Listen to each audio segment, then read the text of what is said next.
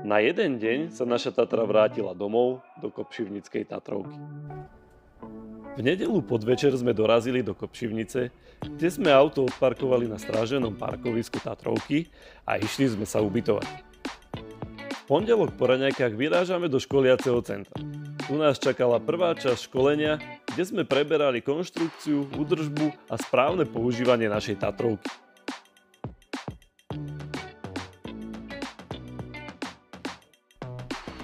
Po teórii prechádzame na praktickú časť a presúvame sa na Tatrovácky polygón, ktorý je mimochodom najväčší v strednej Európe.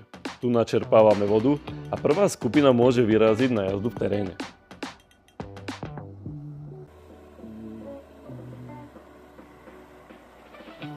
Po odjazdení prvej skupiny sme si dali obed v závodnej jedálni, po ktorom sme absolvovali malú exkurziu montážnej linky, kde je ale zakázané natáčať a fotiť.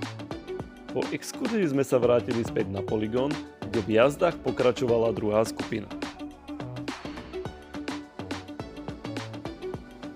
My sme sa zamerali hlavne na jazdu v teréne, ale tiež sme mali možnosť vyskúšať jazdu na rôznych povrchoch.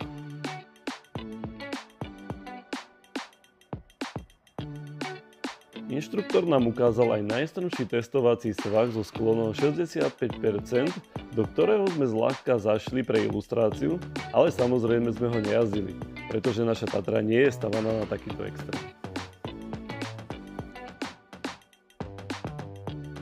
Po dojazdení sme sa rozlúčili s inštruktormi a vrátili sme sa späť domov.